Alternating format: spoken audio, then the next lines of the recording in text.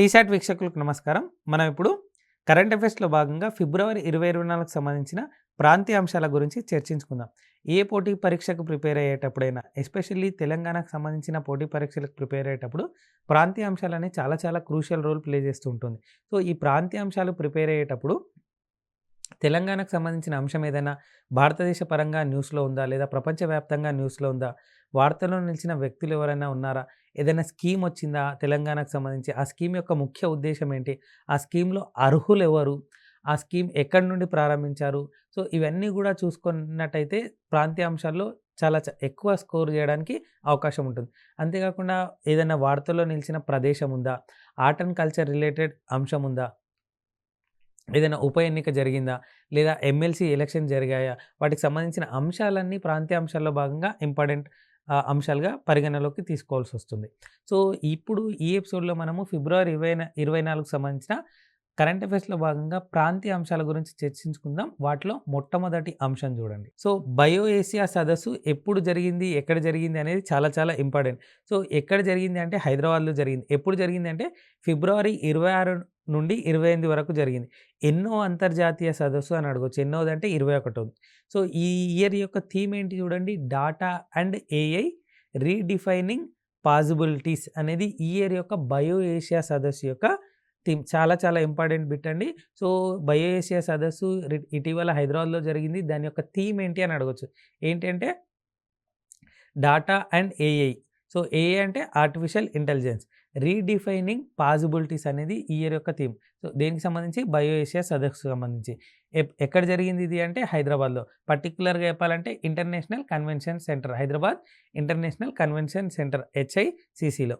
So, ఎన్నో అంతర్జాతీయ సదస్సు అంటే 21వ అంతర్జాతీయ సదస్సు. ఎప్పటి నుండి ఎప్పటి వరకు జరిగింది? ఫిబ్రవరి 26 నుండి 28 వరకు జరిగింది. నెక్స్ట్ అంశం. తెలంగాణ రాష్ట్ర గీతంగా ఇటీవల ప్రకటించడం జరిగింది. అది ఏది? ఎవరు రాశారు? సో, దాని గురించి చూద్దాం ఇప్పుడు. సో, తెలంగాణ రాష్ట్ర గీతంగా ప్రకటించింది ఏది అంటే జయ జయ హే తెలంగాణ. సో, ఎవరు రచించారో దీన్ని అంటే అందెశ్రీ రచించడం జరిగింది. ఎవరు? అందెశ్రీ. సో, ఆయన పేరేంటి? అసలు పేరంటే అందే ఎల్లయ్య. ఏంటి? అందే ఎల్లయ్య. సో, ఎక్కడ ఆయన జన్మించారు అంటే జనగాం వద్ద గల రేబర్తి అనే గ్రామంలో జన్మించారు. సో, అంతకుముందు అది వరంగల్ జిల్లా ఉంటుంది. ఉంది. సో, జిల్లాల పునర్విభజన జరిగిన తర్వాత అది ఏ జిల్లాలో ఉంది అంటే ప్రస్తుతం సిద్దిపేట జిల్లాలో. సో, ఎక్కడ జన్మించారు? జనగాం వద్ద ఉన్నటువంటి రేబర్తి గ్రామంలో. సో, ప్రస్తుతం ఏ జిల్లాలో ఉందది? సిద్దిపేటలో. ప్రీవియస్‌గా ఎక్కడుంది అంటే వరంగల్‌లో. సో, 'జయ జయ హే తెలంగాణ' రచించినటువంటి వ్యక్తి ఎవరు అని అడగొచ్చు. ఎవరంటే అందెశ్రీ లేదా అందే ఎల్లయ్య.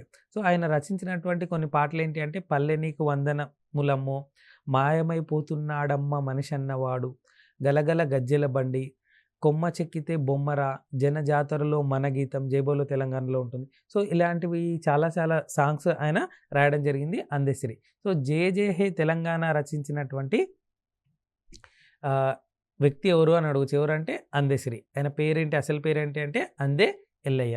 సో, తెలంగాణ రాష్ట్ర గీతంగా ప్రకటించింది ఏది అంటే 'జయ జయ హే తెలంగాణ'. చాలా చాలా ఇంపార్టెంట్ బిట్ అండి.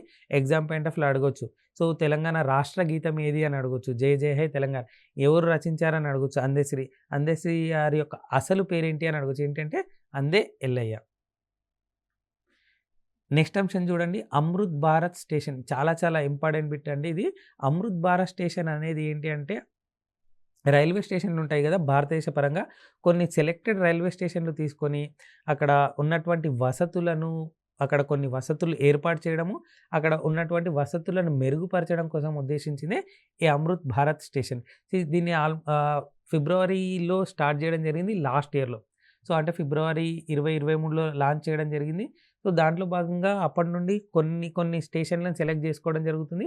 అక్కడ శానిటేషన్ అవ్వనివ్వండి, రెస్టారెంట్లు అవ్వనివ్వండి, అక్కడ గార్డెనింగ్ ఏర్పాటు చేయడం గానీ, పార్కింగ్ గానీ, టాయిలెట్స్ గానీ, వైఫై సిస్టమ్స్ గానీ, అంటే వైఫై సదుపాయాలు గానీ, ఇలా చాలా రకాలైన అంశాలను ఆ అమృత్ భారత్ స్టేషన్‌లో ఏర్పాటు చేయడం జరుగుతుంది. అక్కడ పొందుపరచడం జరుగుతుంది.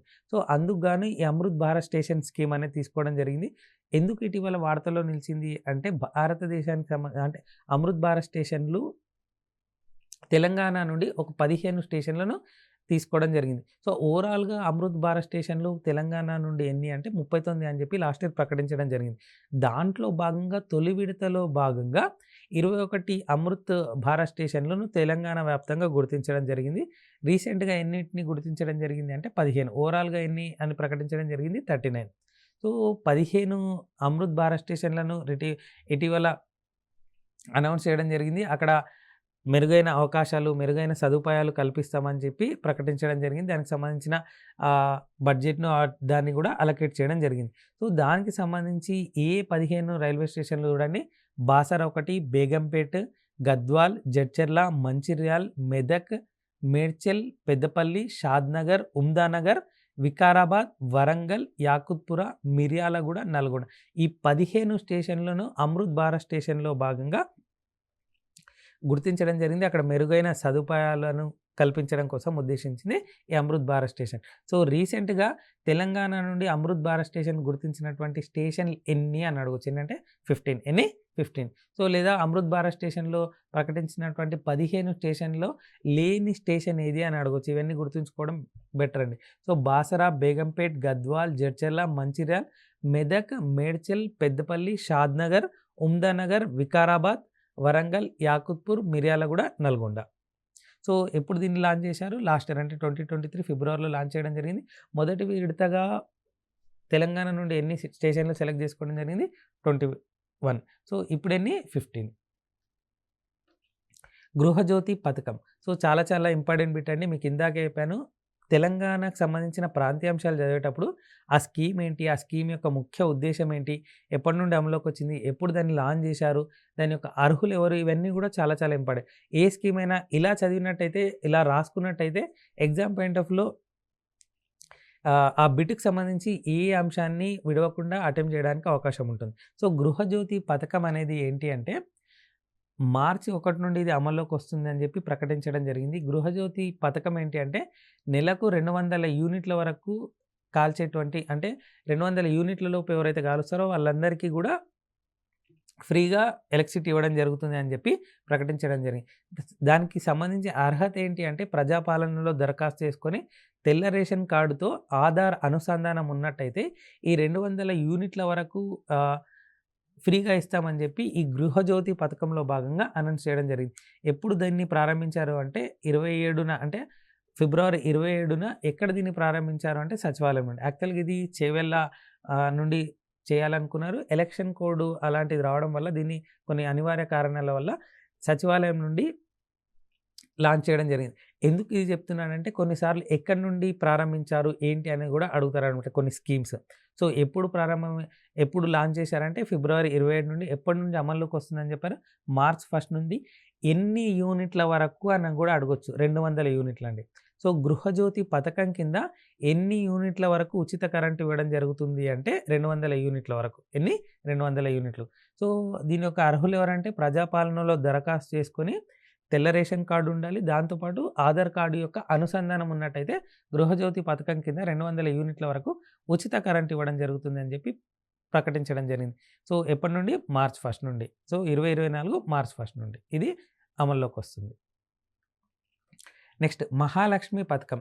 సో, మహాలక్ష్మి పథకం కూడా ఇంకొక పథకం అండి. దానికి సంబంధించింది చూడండి. మహాలక్ష్మి పథకంలో ఆల్రెడీ ఫ్రీ బసెస్ మహిళలకు తెలంగాణ వ్యాప్తంగా ఫ్రీ బసెస్ ఉన్నాయి. సో, 0 టికెట్ అని పైన వాళ్ళు ట్రావెల్ చేయడం జరుగుతుంది. ఎవరు? మహిళలు తెలంగాణ వ్యాప్తంగా. సో, దాంట్లో భాగంగా మహాలక్ష్మి పథకంలో భాగంగా 500కే gas cylinder. So, 500 gas cylinder ఇవ్వడం జరుగుతుంది. దానికి అర్హులు ఎవరంటే తెల్ల రేషన్ కార్డు కలిగి ఉన్న వాళ్ళందరూ ఈ సిలిండర్ రాయితీ పథకానికి అర్హులే అని చెప్పి చెప్పడం జరిగింది. సో, దీన్ని కూడా సీఎం రేవంత్ రెడ్డి అధ్యక్షతన సచివాలయంలో ఫిబ్రవరి 27న సేమ్ అది కూడా ఇందాక గృహజ్యోతి పథకం కూడా అప్పుడే లాంచ్ చేయడం జరిగింది. ఈ 2 స్కీమ్స్ కూడా ఒకటేసారి లాంచ్ చేయడం జరిగింది. సో, సీఎం రేవంత్ రెడ్డి అధ్యక్షతనటువంటి ఒక బృందము ఫిబ్రవరి 27న మహాలక్ష్మి పథకాన్ని లాంచ్ చేయడం జరిగింది. సో, దానికి సంబంధించి ఏంటి అంటే 500కే గ్యాస్ సిలిండర్ రావడం జరుగుతుంది. దీని యొక్క అర్హులు ఎవరంటే తెల్ల రేషన్ కార్డు ఉన్నటువంటి వారందరూ దీనికి ఈ సిలిండర్ రాయితీ పొందడానికి అర్హులు. నెక్స్ట్ తెలంగాణకు సంబంధించి ప్రాంతీయాంశాల్లో భాగంగా వార్తలు వ్యక్తుల గురించి చూడండి. సీనియర్ జర్నలిస్ట్ అయినటువంటి ప్రజాపక్షం దినపత్రిక ఎడిటర్గా ఉన్నటువంటి కె. శ్రీనివాస్ రెడ్డిని ఇటీవల తెలంగాణ మీడియా అకాడమీ చైర్మన్గా నియమించడం జరిగింది. సో, ఈ పదవిలో ఇంతకుముందు అల్లం నారాయణ ఉండేవారు. సో ఆయన స్థానంలో ఇప్పుడు ఆ స్థానాన్ని భర్తీ చేస్తున్నటువంటి వ్యక్తి ఎవరంటే K. Srinivasareddy. So Telangana media academy చైర్మన్‌గా నియామకం పొందినటువంటి వ్యక్తి ఎవరు అని అడగొచ్చు. ఎవరంటే కె. శ్రీనివాసరెడ్డి. సో 2 ఏళ్ల పాటు ఆయన ఈ పదవిలో కొనసాగుతారు. సో తెలంగాణ మీడియా అకాడమీ చైర్మన్‌గా నియమించబడ్డటువంటి వ్యక్తి ఎవరు అని అడగొచ్చు. ఎవరంటే శ్రీనివాసరెడ్డి. నెక్స్ట్ సమగ్ర కులగణన సర్వే. సో కులగణన చేస్తామని చెప్పి ఇటీవల అసెంబ్లీలో ఒక తీర్మానం పెట్టడం జరిగింది. అది ఏకగ్రీవంగా ఆమోదం పొందడం జరిగింది. సో దీంట్లో భాగంగా కులగణనతో అన్ని వర్గాలకు న్యాయం చేస్తామని చెప్పి రవాణా మరియు బీసీ సంక్షేమ శాఖ మంత్రి అయినటువంటి పొన్నం ప్రభాకర్ గారు వెల్లడి చేయడం జరిగింది, ప్రకటించడం జరిగింది. సో సమగ్ర కుల గణన సర్వే ద్వారా ఏమవుతుంది అంటే, సో అందాల్సిన పథకాలు ఆ కుల సంబంధించిన వ్యక్తులకు అందుతున్నాయా, ఏదైనా ఫ్రాడ్ జరుగుతున్నాయా, ఏమైనా అవకతవకలు జరుగుతున్నాయా, అవన్నీ కూడా చూసుకోవడానికి ఇలాంటి సమగ్ర సర్వే ఉపయోగపడుతుందని చెప్పుకోవడం జరుగుతుంది. సో తెలంగాణ అసెంబ్లీ ఏకగ్రీవంగా దీనికి ఆమోదం తెలపడం జరిగింది, సమగ్ర కుల గణన సర్వే. సో ఆ శాఖకు సంబంధించిన మంత్రి ఎవరు అంటే పొన్నం ప్రభాకర్. ఎవరు? పొన్నం ప్రభాకర్. నెక్స్ట్ వార్తల్లో నిలిచిన అంశంగా ఇంకొక అంశం చూడండి, Beerla Ailayya.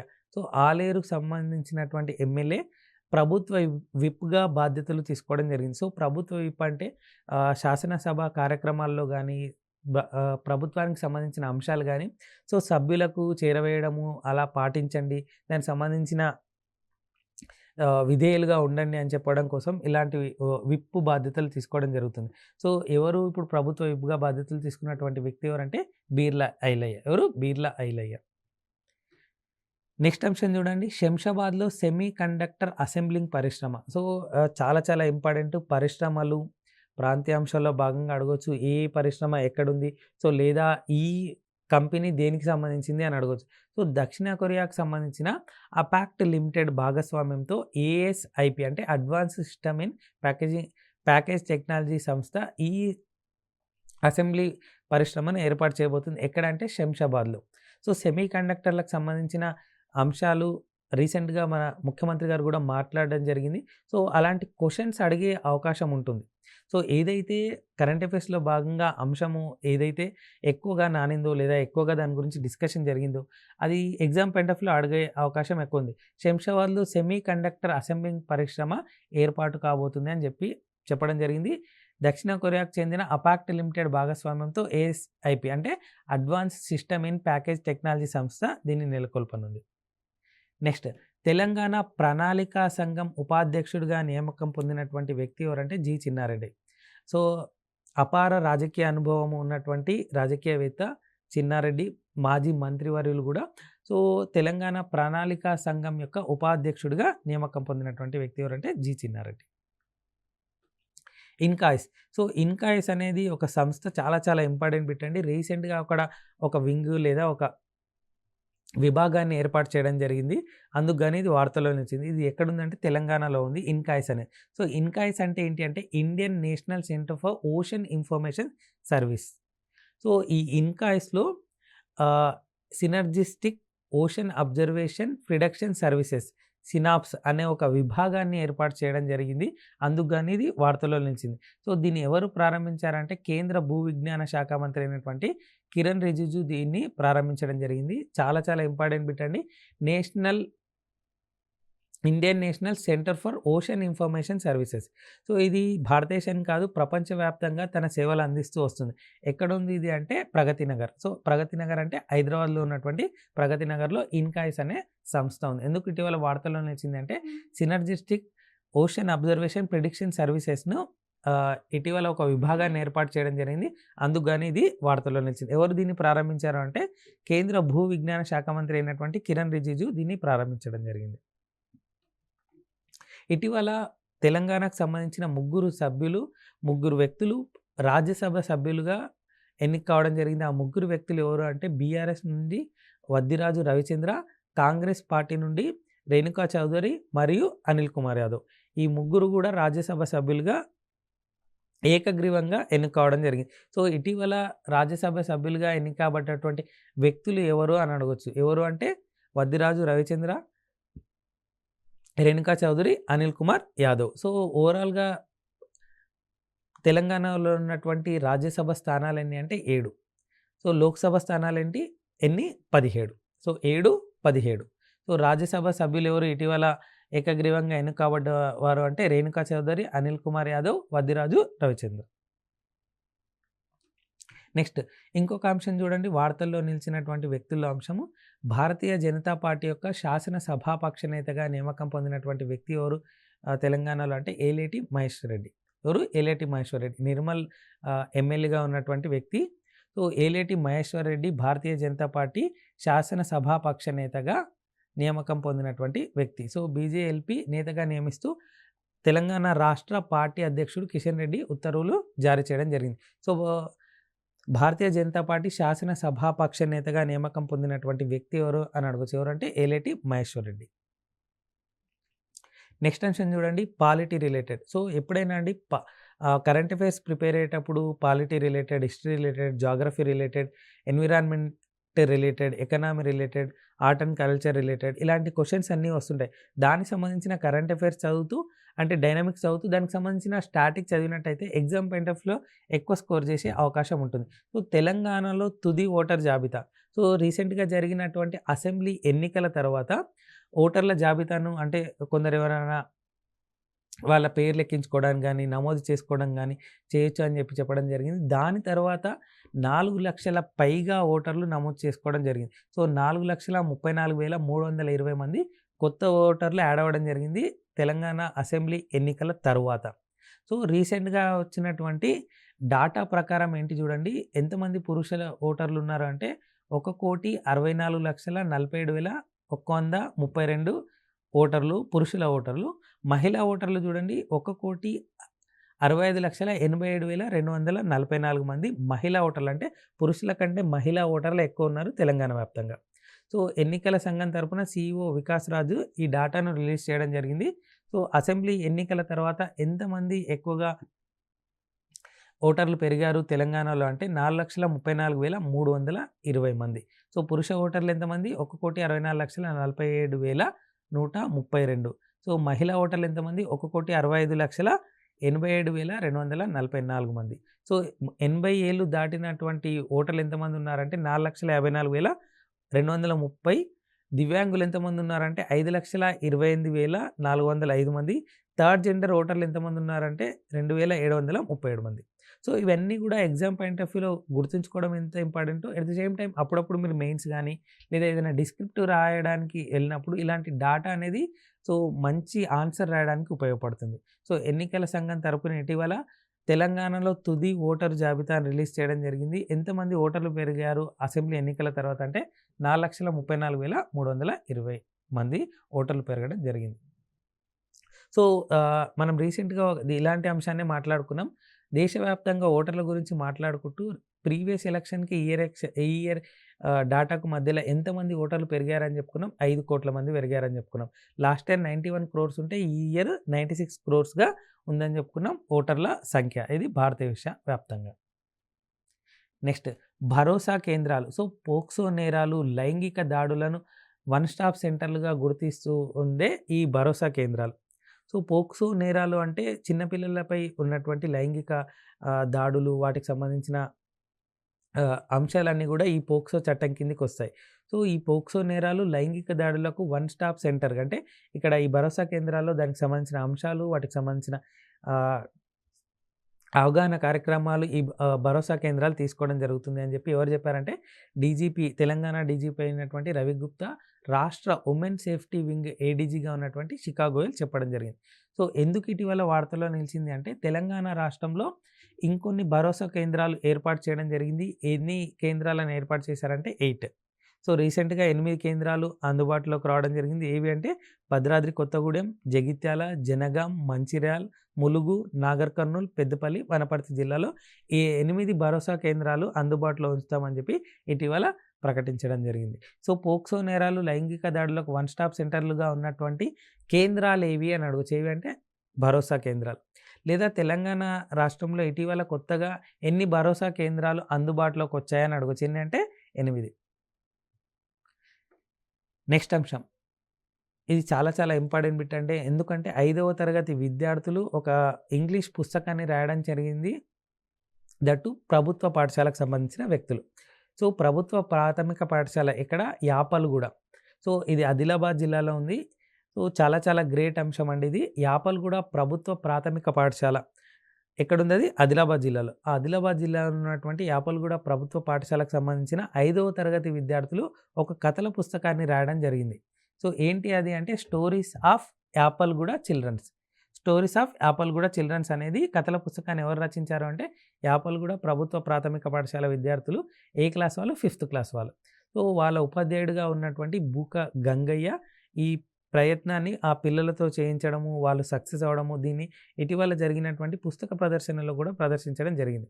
So, stories of Yapalguda children అనేది ఎవరు రాశారంటే ఆ బుక్‌లోనే ఆ టైటిల్‌లోనే ఉంది చూడండి యాపల్గూడ. సో, యాపల్గూడ సంబంధించిన ప్రభుత్వ ప్రాథమిక పాఠశాల విద్యార్థులు దీన్ని రాయడం జరిగింది. 5th క్లాస్ విద్యార్థులు. సో, ఏ జిల్లాలో ఉందది? ఆదిలాబాద్ జిల్లాలో. నెక్స్ట్ అంశం చూడండి. చాలా చాలా ఇంపార్టెంట్ బిట్ అండి. మేడారం సమ్మక్క సారలమ్మ జాతర చాలా చాలా ఇంపార్టెంట్ బిట్టు. తెలంగాణ పరంగానే గాదు. ఇది ఆసియా ఖండంలోనే అతిపెద్ద ఆదివాసీ జాతర. సో, రీసెంట్‌గా జరిగింది. ఎప్పటి నుండి ఎప్పటి వరకంటే ఫిబ్రవరి 21 నుండి 24 తేదీ వరకు జరిగింది.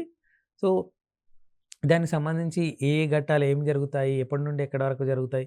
ఏంటి? సో, ఎప్పుడు జరుగుతుంది? ఎన్ని సంవత్సరాలకోసారి జరుగుతుంది? అవన్నీ గూడా ఇప్పుడు చూద్దాం. సో, ఎప్పుడు జరిగింది అంటే ఫిబ్రవరి 21 నుండి 24 మధ్యల. సో, ఆసియా ఖండంలోనే అతిపెద్ద ఆదివాసీ జాతర. ఏది? ఆసియా ఖండంలోనే అతిపెద్ద ఆదివాసీ జాతర ఏది అంటే మేడారం సమ్మక్క సారలమ్మ జాతర. సో, జాతరలో కీలక ఘట్టం ఏంటి అంటే ఈ జాతరలో ఫిబ్రవరి 22వ తేదీన సమ్మక్క దేవతను గద్దెకు తీసుకురావడం జరుగుతుంది. సో, దాని ముందేంటి చూడండి ఫిబ్రవరి 21వ తేదీన సారలమ్మ, పగిడిద్దరాజు, గోవిందరాజులను కూడా గద్దెకు తీసుకురావడం జరుగుతుంది. ఎప్పుడు? 21 తారీఖున. సో, వాటితో పాటు ఈ అంశాలు చూడండి మేడారం సమీపంలోనే చిలకలగుట్ట అంటే ములుగు జిల్లాలో ఉన్నటువంటి దీని నుంచి సమ్మక్కను తీసుకురావడం జరుగుతుంది.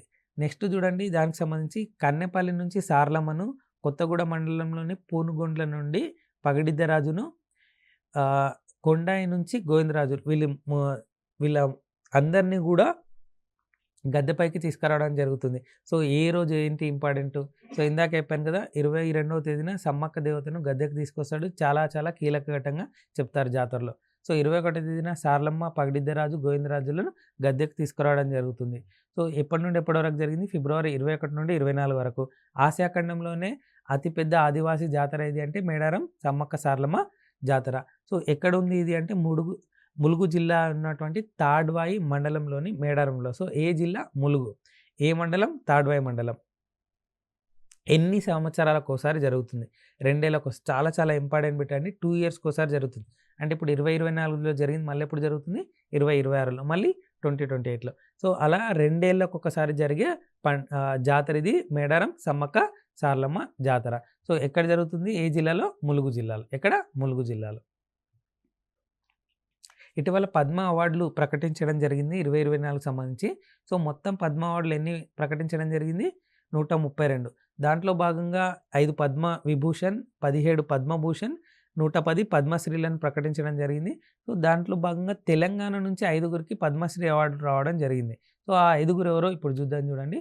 యాదాద్రి శిల్ప కళాకారుడైనటువంటి వేలు ఆనందాచారికి పద్మశ్రీ రావడం జరిగింది. యాదాద్రి భువనగిరి జిల్లాకు చెందినటువంటి కేతవా సోమ్లాల్. సో, ఈయన బంజారా భాషలో పలు సాహిత్యమైనటువంటి అంశాలు, సో, సాహిత్యపరమైనటువంటి సేవలు అందించడం జరిగింది. యాదాద్రి భువనగిరి జిల్లాకు చెందినటువంటి కేతవా సోమ్లాల్. సో, నారాయణపేట జిల్లాకు చెందినటువంటి బుర్రవీణ కళాకారుడు దాసరి కొండప్ప. జనగామ జిల్లాకు చెందినటువంటి చిందు యక్షగాన కళాకారుడు గడ్డం సమ్మయ్య. సాహిత్య రంగంలో ప్రముఖ సాహితీవేత్త యాదాద్రి భువనగిరి జిల్లాకు చెందినటువంటి కూరెళ్ళ విఠలాచార్య కూడా పద్మశ్రీ. ఈ 5గురికి పద్మశ్రీ రావడం జరిగింది. వీరితో పాటుగా తెలుగుకు సంబంధించిన వ్యక్తులు వెంకయ్య నాయుడు, చిరంజీవి గారికి పద్మ విభూషణ్ రావడం జరిగింది. సో, పద్మశ్రీ ఎంతమందికి వచ్చింది? తెలంగాణ నుండి 5 మందికి రావడం జరిగింది. సో, వీళ్ళు ఏ ప్రాంతానికి చెందిన వాళ్ళు చాలా చాలా ఇంపార్టెంట్. వాళ్ళకి సంబంధించిన అంశాలు అనేది కూడా చాలా చాలా ఇంపార్టెంట్. ఎగ్జామ్ పాయింట్ ఆఫ్‌లో మ్యాచ్ ద ఫాలోయింగ్‌గా అడగొచ్చు. శిల్పకారుడు ఒకరున్నారు. సో, సాహిత్య పరమైనటువంటి అంశాలకు సంబంధించిన వ్యక్తులున్నారు. బుర్రవీణ కళాకారుడున్నారు. చిందు యక్షగాన కళాకారుడున్నాడు. ఇలా చదివినట్టయితే ఎగ్జామ్ పాయింట్ ఆఫ్‌లో ఈ క్వెషన్ అటెంప్ట్ చేయడానికి అవకాశం ఉంటుంది. చాలా చాలా ఇంపార్టెంట్ బిట్ అండి. ఎగ్జామ్ పాయింట్ ఆఫ్‌లో అడిగే అవకాశాలు ఉన్నటువంటి బిట్. నెక్స్ట్ 36వ జాతీయ పుస్తక ప్రదర్శన ఇటీవల జరిగింది. ఎక్కడ జరిగింది అంటే హైదరాబాద్‌లో. సో, ఎన్టీఆర్ గార్డెన్‌లో జరుగుతుంది. ఎన్టీఆర్ స్టేడియంలో జరుగుతుంది. సో, ఎప్పటి నుండి ఎప్పటి వరకు జరిగింది అంటే ఫిబ్రవరి 9 నుండి ఫిబ్రవరి 19 వరకు. ఎక్కడ? హైదరాబాద్‌లో. ఎన్నో జాతీయ పుస్తక ప్రదర్శన అంటే 36వ చాలా చాలా ఇంపార్టెంట్ బిట్ అండి. సో, హైదరాబాదు పరంగానే కాదు ఆల్మోస్ట్ రాష్ట్ర వ్యాప్తంగా 2 తెలుగు రాష్ట్రాల్లో గూడా ఎంతో ఆసక్తిగా చూసేటువంటి పుస్తక ప్రదర్శన. సో, ఆల్మోస్ట్ ఇక్కడ చూడండి 365 స్టాల్‌లు ఉన్నాయని చెప్పి ప్రకటించడం జరిగింది. సో, అంత పెద్ద పుస్తక ప్రదర్శన ఇది. సో, ఫిబ్రవరి 9 నుండి ఫిబ్రవరి 19 వరకు జరిగింది. సో, దీనికి సంబంధించిన అంశాలు చూడండి. పుస్తక ప్రదర్శన ప్రాంగణానికి ఎవరు పేరు పెట్టారంటే గద్దర్ పేరు. ద్వారానికి ఎవరు పేరు పెట్టారంటే ఉర్దూ దినపత్రిక సియాసత్ సంబంధించిన మాజీ ఎండీ జహీరుద్దీన్ అలీ ఖాన్ పేరు పెట్టడం జరిగింది. సాహిత్య వేదిక ఉంటుందిగా, ఆ వేదికకి ఎవరు పేరు పెట్టారంటే సంస్కృత పండితుడు మరియు ద్రవిడ యూనివర్సిటీ మాజీ వైస్ ఛాన్సలర్ అయినటువంటి రవ్వా శ్రీహరి పేరు పెట్టడం జరిగింది. సో, ఈ పుస్తక ప్రదర్శనలో ఎన్ని స్టాల్లు ఉన్నాయని చెప్పడం జరిగింది. 365 స్టాల్లు. సో, బుక్ ఫెయిర్ అధ్యక్షుడు పేరేంటి అంటే జూలూరు గౌరీశంకర్. ఎన్నో జాతీయ పుస్తక ప్రదర్శన ఇటీవల జరిగిందంటే 36వది. సో, పుస్తక ప్రదర్శన ప్రాంగణానికి ఎవరు పేరు పెట్టారంటే గద్దర్. సో, ద్వారానికి ఎవరి పేరుంది అంటే జహీరుద్దీన్ అలీ ఖాన్ పేరు. సాహిత్య వేదికకి ఎవరి పేరుంది అంటే రవ్వ శ్రీహరి. సో, ఈ బుక్ ఫెయిర్‌కి సంబంధించిన అధ్యక్షుడు ఎవరు అంటే జూలూరు గౌరీశంకర్. సో, ఇది పుస్తక ప్రదర్శనకు సంబంధించిన అంశం. ఎన్నోది 36థ్ బుక్ ఫెయిర్. ఇప్పటివరకు మనము ఫిబ్రవరి 2024కు సంబంధించిన కరెంట్ అఫైర్స్‌లో భాగంగా పలు ప్రాంతీయ అంశాల గురించి చర్చించుకున్నాం గదా! వాటికి సంబంధించిన క్వెషన్స్ ఇప్పుడు చూడండి. సో, ఇలా క్వెషన్స్ అనేవి చాలా చాలా ఇంపార్టెంట్ బిట్ అండి. చదవడం ఎంత ఇంపార్టెంటో దానికి సంబంధించిన ప్రాక్టీస్ గూడా ఇంపార్టెంట్. ఇలా క్వెషన్స్ చేయడం గానీ, టెస్ట్ సిరీస్ రాయడం గానీ, మోడల్ పేపర్ చేయడం గానీ చేసినట్టయితే రివిజన్ అనేది ఈజీగా అవుతుంది. ఎగ్జామ్ పాయింట్ ఆఫ్ వ్యూలో అది మీకు చాలా చాలా ఎక్కువ స్కోర్ చేయించేయడానికి అవకాశం ఉంటుంది. సో, ఇక్కడ చూడండి మొట్టమొదటి క్వెషన్ చూడండి. మేడారం జాతర గురించి సరికానిది అని అడగడం జరిగింది. సో, ఈ సరికానిది, సరైనది చాలా చాలా ఇంపార్టెంట్ అండి. ఎందుకంటే కన్‌ఫ్యూజ్ అయ్యే అవకాశం ఉంటుంది. ప్రతి 3 ఏళ్లకోసారి జరుగుతుంది. ఆ జాతర మేడారం సమ్మక్క సారలమ్మ జాతర ఆసియా ఖండంలోనే అతి పెద్దదైన ఆదివాసీ జాతర. ఇది ఎక్కడ జరుగుతుంది అంటే తాడ్వాయి మండలంలో జరుగును. సో, ఈ 4 ఏది కాదు అంటే ఇందాక చెప్పాను ప్రతి 2 ఏళ్లకోసారి జరుగుతుంది. అంటే ఇది ఇక్కడ ఏమిచ్చారు కానిది గుర్తించాలి కాబట్టి మనకిప్పుడు కరెక్ట్ ఆన్సర్ ఏది అంటే ప్రతి 3 ఏళ్లకోసారి జరుగుతుంది అనేది తప్పు. కానీ అది కరెక్ట్ ఆన్సర్. సరికానిది అడిగాడు కాబట్టి ఆప్షన్ ఏ చూజ్ చేసుకోవాలి ఏ. బయో ఏషియా సదస్సు 2024 ఎక్కడ జరిగింది? కోల్‌కతానా, బెంగుళూరా, హైదరాబాద్, తిరువనంతపురమా? సో, చాలా చాలా ఇంపార్టెంట్ బిట్ అని చెప్పి చెప్పుకోవడం జరిగింది. సో, ఎక్కడ జరిగింది? కోల్‌కతా, బెంగుళూరు, హైదరాబాద్, తిరువనంతపురం. బి అండ్ సిలోనే ఆన్సర్ ఉందండి. ఏ అండ్ డి ఆన్సర్ కాదు. నెక్స్ట్ అంశం చూడండి. Indian national centre for ocean information services INCOIS అంటాం దీన్ని. ఈ ఇన్కాయిస్ గురించి మాట్లాడుకుంటూ కేంద్ర మంత్రి అయినటువంటి కిరణ్ రిజిజు ఒక విభాగాన్ని ఏర్పాటు చేయడానికి ఇక్కడ రావడం జరిగింది అని చెప్పాను. సో, అది ఎక్కడుంది? వరంగల్లా, కరీంనగరా, బెంగుళూరా, హైదరాబాద్. సో, తెలంగాణలో అని చెప్పాను కాబట్టి బెంగుళూరు ఆప్షన్ కాదు. సో, కరీంనగర్ కూడా కాదు. ఏ అండ్ డిలోనే ఆన్సర్ ఉందండి. ఇన్కాయిస్ ఎక్కడుంది? చాలా చాలా ఇంపార్టెంట్ బిట్. చాలా ఎగ్జామ్‌లో అడిగినటువంటి బిట్. నెక్స్ట్ క్వెషన్ చూడండి. తెలంగాణ రాష్ట్ర గీతం 'జయ జయ హే తెలంగాణ' రచించింది ఎవరు? అందెశ్రీనా, బీర్ల ఐలయ్యనా, సుద్దాల అశోక్ తేజనా, ఏలేటి మహేశ్వర్ రెడ్డా? So, B and D answer కాదండి. ఏ అండ్ సిలోనే ఆన్సర్ ఉంది. ఇది ఏ అండ్ సిలోనే ఆన్సర్ ఉంది.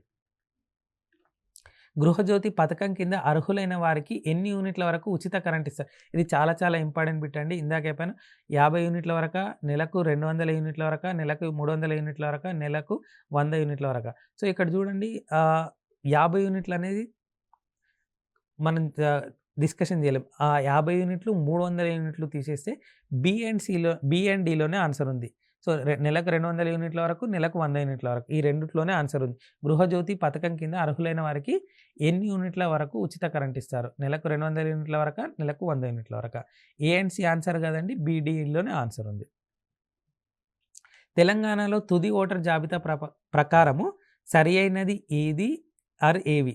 పురుష ఓటర్లు 1,64,47,132 మంది ఉన్నారు. మహిళా ఓటర్లు 1,65,87,244 మంది ఉన్నారు. అసెంబ్లీ ఎన్నికల తర్వాత 4,34,320 మంది ఓటర్లు పెరిగారు. ఈ 3 కూడా కరెక్ట్ అండి. సో, తెలంగాణలో తుది ఓటరు జాబితా ప్రకారం సరైనవి ఈ 3 కూడా సరైన ఆన్సర్సే. 36వ జాతీయ పుస్తక ప్రదర్శన ప్రాంగణానికి ఎవరు పేరు పెట్టారు? గద్దర, రవ్వ శ్రీహర, జూలూరు గౌరీశంకర, జహీరుద్దీన్ అలీ ఖానా. So, B and D answer కాదండి. ఏసీలోనే ఆన్సర్ ఉంది. నెక్స్ట్ బయో ఏషియా సదస్సు 2024 థీమ్ ఏంటి? ఫ్యూచర్ రెడీయా, ప్రెజెంట్ రెడీయా, పర్యావరణంకై పాటుపడా, డాటా అండ్ ఏఐ రీడిఫైనింగ్ పాసిబిలిటీసా? ఏ అండ్ డిలోనే ఆన్సర్ ఉందండి. బి అండ్ సిలో ఆన్సర్ లేదు. ఇప్పటి వరకు మనము ఫిబ్రవరి 2024 సంబంధించిన ప్రాంతీయ అంశాల గురించి చర్చించుకున్నాము. వాటికి సంబంధించిన క్వెషన్స్ చూసాము.